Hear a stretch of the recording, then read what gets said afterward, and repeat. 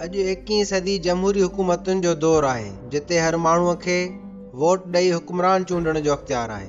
माहिरनि मुताबिक़ जमहूरी हुकूमतुनि जा असुल ख़ालिक सिंधु माथिरीअ जा माण्हू आहिनि, पर असां सिंधु माथिरीअ जे जमहूरी सिरिश्ते बाबति घटि ॼाणूं था।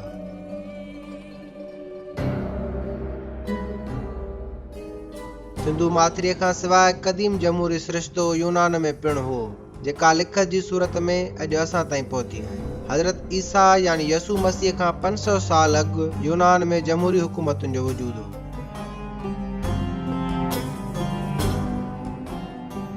यूनानी पार्लियामेंट खे बाउल सॾींदा हुआ, जंहिंजा 6000 नुमाइंदा कुणनि ज़रिए चूंडिया वेंदा हुआ। बाउल जा 6000 मेंबर पाण में चूंडूं कराए 500 माण्हुनि खे असेंबलीअ में मोकिलींदा हुआ, जंहिंखे पार्थियून चयो वेंदो।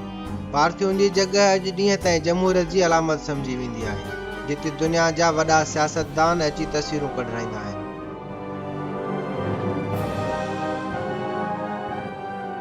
अफलातून पंहिंजे किताब दी रिपब्लिक में अज़ीम यूनानी फिलासफर सुकरात खे यूनानी जमहूरियत ते सवाल उथारींदे ॾेखारियो आहे। सुकरात यूनान जे समाज खे हिकु बहिरी ॿेड़ीअ सां तशबीह ॾींदे चयो त जीअं आम माण्हू जहाज़ रानीअ जी सिख्या खां बग़ैर समुंड में ॿेड़ो नथो हलाए सघे, ईअं आम माण्हूअ खे हुकूमती मामलनि जी ॼाण नाहे, पोइ उहे कीअं पंहिंजे लाइ हुक्मरान चूंडे सघनि था।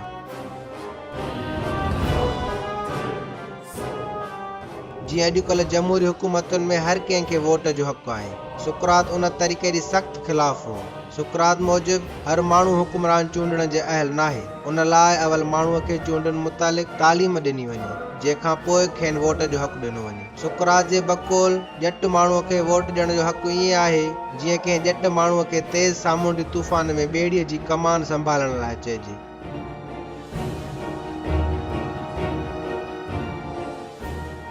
ॼट माण्हुनि जी जमहूरियत जो नेठि सुकरात बि शिकार थियो। 399 क़बल मसीह में सुकरात मथां एथियंस जे नौजवाननि खे बिगाड़ण जो इल्ज़ाम लॻो। 500 मेंबरनि मां 270 मेंबरनि सुकरात जे ख़िलाफ़ वोट ॾिनो ऐं 230 माण्हुनि संदसि हक़ में। सिर्फ़ 4% वोटनि जी अक्सरत जे करे दुनिया जे अज़ीम ॾाहे खे ज़हर पीआरियो वियो।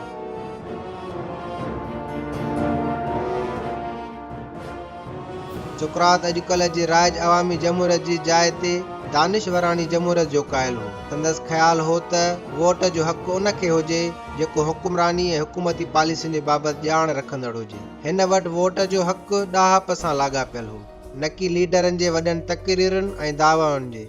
जीअं अॼुकल्ह मीडिया जी प्रोपेगेंडा ऐं अॻुवाणनि जे तक़रीरुनि खे ॿुधी माण्हू जज़्बाती थी वोट ॾेई छॾींदा आहिनि।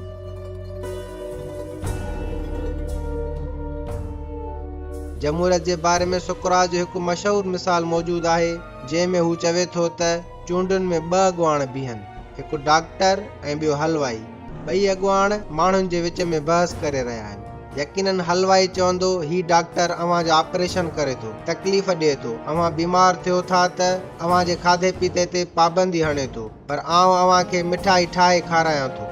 डॉक्टर जो जवाबु हूंदो त आउं अव्हां खे तकलीफ़ ॾियां थो, पर अव्हां जे भले लाइ। सुकरात जे बक़ौल जेकॾहिं माण्हुनि खे वोट जी ॼाण न हूंदी त हू हलवाईअ खे अॻुवाण चूंडींदा।